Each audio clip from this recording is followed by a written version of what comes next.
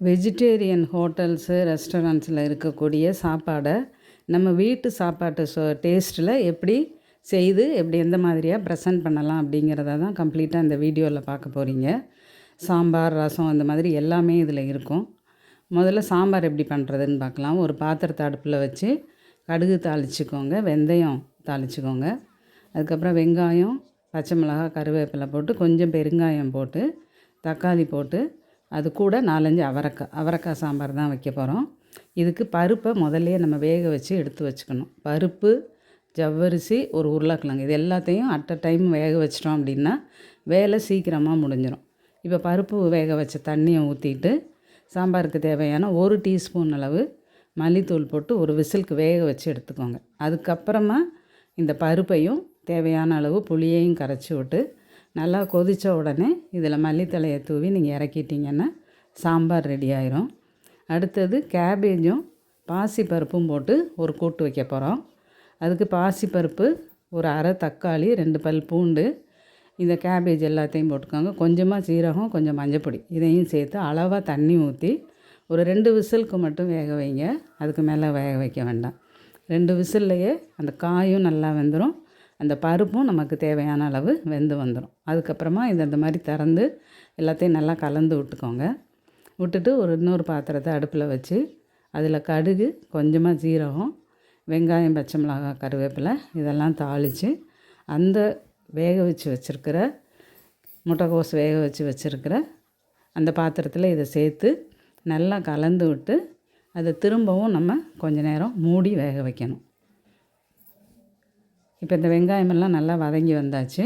இப்போ இதை அந்த கேபேஜ் வேக வச்சு வச்சுருக்கிறதுல போட்டு அளவாக உப்பும் சேர்த்துக்கோங்க. சேர்த்துட்டு இந்த மாதிரி இதை கலந்து கொஞ்சம் நேரம் மூடி வைக்கணும். திரும்ப வெயிட் போட்டு வேக வைக்கணுங்கிறது கிடையாது. கொஞ்சம் நேரம் மூடி வச்சு வேக வச்சிட்டிங்கனாலே இந்த பச்சை மிளகாய் காரம் எல்லாம் இறங்கி இது டேஸ்ட்டு ரொம்ப நல்லாயிருக்கும். இனி அடுத்தது நம்ம அவியல் ஒன்று செய்யலாம். அதுக்கு ஒரு பாத்திரத்தை அடுப்பில் வச்சுட்டு கொஞ்சம் ஜீரகம், கடுகு வேணும்னா கடுகு போட்டுக்கலாம். கொஞ்சமாக பூண்டு, கருவேப்பிலை மட்டும் போட்டிருக்கிறேன். பச்சை மிளகாய் நம்ம தேங்காயோட அரைச்சி போட்டுக்கலாம். இந்த மாதிரி போட்டுட்டு இதில் முருங்கைக்காய், கத்திரிக்காய், பீன்ஸு, கேரட்டு, மாங்காய், வாழைக்காய் இது எல்லாத்தையும் போட்டிருக்கிறேன். இது போக உங்களுக்கு வேறு காய்கறிகள், வெள்ளரிக்காய், புடலங்காய் அல்லது சேனக்கிழங்கு இதெல்லாம் சேர்க்கணுன்னா கூட சேர்த்து ஒரு விசிலுக்கு கொஞ்சமாக தண்ணி ஊற்றி உப்பு போட்டு கொஞ்சம் மஞ்சப்பொடியும் போட்டு வேக வச்சு எடுத்துக்கோங்க. இந்த மாதிரி வெந்து வந்ததுக்கப்புறமா கொஞ்சமாக தேங்காய், 2-3 வெங்காயம், ஒரு பச்சை மிளகாய், கொஞ்சம் கருவேப்பிலை இதை அரைச்சி இதில் நீங்கள் கலந்து கொஞ்சம் கிண்டி விட்டீங்க அப்படின்னு சொன்னால் இது நல்லா வெந்துடும். கலந்து வந்ததுக்கப்புறமா கடைசியாக அதை இறக்க போகும்போது பச்சை கருவேப்பிலை கொஞ்சம் போட்டு 1 டீஸ்பூன் அளவு தேங்காய் எண்ணெய் விட்டு கலந்து விட்டு இறக்கிட்டிங்க அப்படின்னாக்கா ஒரு டேஸ்டான அவியல் ரெடி ஆயிரும். இனி அடுத்தது பொரியல், வறுவல் இதெல்லாம் எப்படி பண்ணுறதுன்னு பார்க்கலாம். பீட்ரூட் பொரியல் பண்ண போகிறோம். அதுக்கு பீட்ரூட்டை நல்லா பொடி பொடியாக கட் பண்ணிக்கோங்க. கட் பண்ணி கொஞ்சமாக தண்ணி விட்டு அதில் கொஞ்சோண்டு உப்பு சேர்த்து ஒரு 4 விசிலுக்கு வேக வச்சு எடுத்துக்கோங்க. இந்த தண்ணி அளவாக விடுறதுங்கிறது ரொம்ப முக்கியம். இப்போ வெந்ததுக்கப்புறமா கடுகு, ஜீரகம், வெங்காயம், பச்சை மிளகாய், கருவேப்பிலை எல்லாம் தாளிச்சிட்டு இந்த வெந்த பீட்ரூட்டை அப்படியே அதில் சேர்த்துக்கோங்க. தண்ணி கொஞ்சமாக இருந்தால் கூட அது வற்றுற வரைக்கும் அது நீங்கள் அதில் வச்சு நீங்கள் கிண்டிக்கலாம். இந்த மாதிரி தண்ணி நல்லா வற்றி வந்ததுக்கப்புறமா இதில் தேவையான அளவு தேங்காய் போட்டுக்கோங்க. இந்த மாதிரி துருவி தேங்காவை போட்டுட்டு கடைசியாக இறக்க போகும்போது கொஞ்சமாக மிளகுத்தூள் போட்டு இறக்கிட்டீங்க அப்படின்னு சொன்னால் இந்த பீட்ரூட் பொரியலும் ரொம்ப டேஸ்ட்டாகவே இருக்கும். அடுத்தது தக்காளி ரசம் எப்படி செய்கிறதுன்னு பார்க்கலாம்.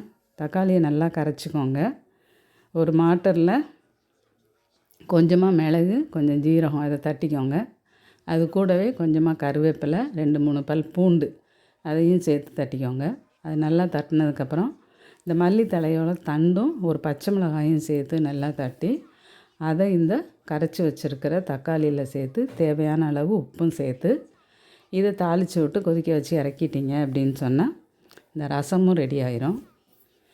எப்பயும் புளி ஊற்றி ரசம் வைக்கிறதுக்கு பதிலாக இது கொஞ்சம் வித்தியாசமாக தக்காளி ரசம் வச்சுக்கலாம். இதுக்கு ஒரு ஊறுகாய், இன்ஸ்டண்ட்டாக ஒரு ஊறுகாய் போடலாம் அப்படின்னு சொல்லி போட்டிருக்கேன். கொஞ்சமாக மாங்காயை சின்ன சின்னதாக கட் பண்ணி போட்டு கொஞ்சம் மிளகாத்தூள், கொஞ்சம் உப்புத்தூள், கொஞ்சம் வெந்தயமும் பெருங்காயமும் வறுத்து பொடி பண்ணின தூள் அதையும் கொஞ்சம் போட்டுக்கோங்க. போட்டு ஒரு 2 டீஸ்பூன் அளவு நல்லெண்ணெய் விட்டு கலந்து அப்படியே எடுத்து வச்சிங்கன்னா, இதை தாளிக்கலாம் வேண்டாம். இப்படியே எடுத்து வச்சிட்டிங்கன்னா ஒரு நேரம் சாப்பாட்டுக்கு இதை நீங்கள் கரெக்டாக யூஸ் பண்ணிக்கலாம். இப்போ நான் செஞ்சு காமிச்சிருக்கிறது எல்லாமே 3லேருந்து 4 பேர் ஒரு நேரம் தாராளமாக சாப்பிடலாம். இனி அடுத்தது உருளைக்கிழங்கு வறுவல் எப்படி செய்யலாம் பார்ப்போம். கொஞ்சம் எண்ணெய் விட்டு அதில் சோம்பு தூள் போட்டுட்டு கொஞ்சமாக பூண்டு, கருவேப்பிலை, கொஞ்சம் உப்பு, கொஞ்சம் மிளகாத்தூள் இதை போட்டு அதை கொஞ்சம் வறுத்துக்கோங்க. வறுத்ததுக்கப்புறமா வேக வச்சுருக்கிற உருளைக்கிழங்கு, ஒரே ஒரு உருளைக்கிழங்கு தான் எடுத்துருக்கிறேன். அதை இந்த மாதிரி இதில் போட்டு நல்லா பரட்டி விட்டு அந்த மசாலா எல்லாத்துலேயும் படணும். பரட்டி விட்டு கொஞ்சம் நேரம் மூடி வச்சுருங்க. மூடி வச்சதுக்கப்புறமா திறந்து பார்த்தீங்க அப்படின்னு சொன்னால் அந்த மசாலா ஓரளவு எல்லாத்துலேயும் எல்லா உருளைக்கிழங்கையும் பட்டிருக்கும். இல்லைன்னா நீங்கள் அதை கொஞ்சம் திருப்பி திருப்பி விட்டீங்க அப்படின்னு சொன்னாக்கா இந்த உருளைக்கிழங்கும் நல்லா வறுபட்டு வந்துடும். இதை நீங்கள் எடுத்து வச்சுக்கலாம். இப்போ 4 விதமான சைட் டிஷ்ஷு வெஜிடபிள்ஸ் பண்ணியிருக்கிறோம். அடுத்தது பாயாசத்துக்கு கொஞ்சம் ஒரு பாத்திரத்தில் நெய் ஊற்றி இந்த மாதிரி சேமியாவை போட்டு லேசாக வறுத்துட்டு அதில் தேவையான அளவு தண்ணி ஊற்றி கொஞ்சம் கொதிக்க விடுங்க. இப்போ இதில் ஏலக்காயை நம்ம தட்டி இதிலையே சேர்த்துக்கலாம். நம்ம சேர்த்துட்டு நல்லா கொதி வந்தோடனே நம்ம ஒரு சின்ன பாத்திரத்துக்கு மாற்றிக்கலாம். ஏன்னா கொஞ்சமாக செய்கிறதுனால அந்த பாத்திரத்துக்கு அளவான பாத்திரத்துக்கு அதை மாற்றிட்டு இந்த வேக வச்ச ஜவ்வரிசியை அதில் கலந்துக்கோங்க. கலந்துட்டு இப்போ பால் பாயாசம் அப்படிங்கிறதுனால தேவையான அளவு பாலும் நல்லா தாராளமாக ஊற்றிக்கோங்க. அப்போ தான் அது டேஸ்ட்டு நல்லாயிருக்கும். அது லேசாக கொதித்த உடனே இதுக்கு தேவையான அளவு சீனி போட்டுக்கலாம். முந்திரி, கிஸ்மிஸ் இருந்தது அப்படின்னு சொன்னால் அதையும் நீங்கள் வறுத்து இதில் போட்டுக்கலாம். இப்போ எல்லாமே ரெடி ஆயிடுச்சு. இப்போ இந்த நம்ம வச்சுருக்கிற வெஜிடபிள்ஸுக்கு ஆல்டர்னேட்டிவாக வேறு என்னென்ன வெஜிடபிள்ஸ் யூஸ் பண்ணலாங்கிறதையும் டிஸ்கிரிப்ஷனில் கொடுத்துருக்குறேன், அதையும் பாருங்கள். இப்போ இதை எப்படி நம்ம ப்ரெசென்ட் பண்ணுறதுன்னு பார்க்கலாம். இது பருப்பு பொடி, இதுவும் வீட்டிலையே ரெடி பண்ணது தான். அடுத்தது சாம்பார். பூண்டு குழம்பு கொஞ்சம் முதல்லையே ரெடி பண்ணி வச்சிட்டேன். அதனால் வத்த குழம்புக்கு பதிலாக பூண்டு குழம்பு நம்ம ஊற்றிருக்கிறோம். இப்போ அடுத்தது தக்காளி ரசம் எடுத்துக்க போகிறோம். இந்த மாதிரி தக்காளி ரசம், உங்களுக்கு வேறு ரசம் வேணும்னா அதை கூட நீங்கள் செஞ்சுக்கலாம். இந்த மாதிரி ரசத்தை ஊற்றிக்கலாம். அடுத்தது கேபேஜும் பாசிப்பருப்பும் போட்ட கூட்டு. நீங்கள் பருப்புக்கு பதிலாக கடலைப்பருப்பு வேணும்னாலும் யூஸ் பண்ணிக்கலாம். இல்லை வேறு காயும் கூட நீங்கள் மாற்றி யூஸ் பண்ணலாம். இது அவியல் எடுத்து வச்சுருக்குறோம். அவியல் ஒரு கிண்ணத்தில் எடுத்து வச்சுக்கலாம்.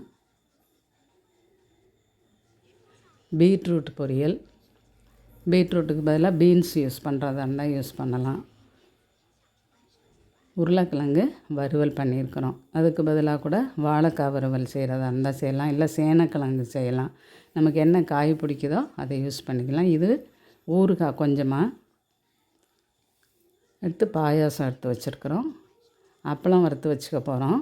அது போக தயிரும் ஒரு கிண்ணத்தில் நம்ம இதில் ஊற்றிக்க போகிறோம். இப்போ ஒரு கம்ப்ளீட் வெஜிடேரியன் மீல்ஸை நம்ம வீட்டிலையே செய்யலாம். ஹோட்டல் ஸ்டைலில் நம்ம வீட்டு டேஸ்ட்டில் செஞ்சு சாப்பிட்டு பாருங்கள், ரொம்ப நல்லாயிருக்கும்.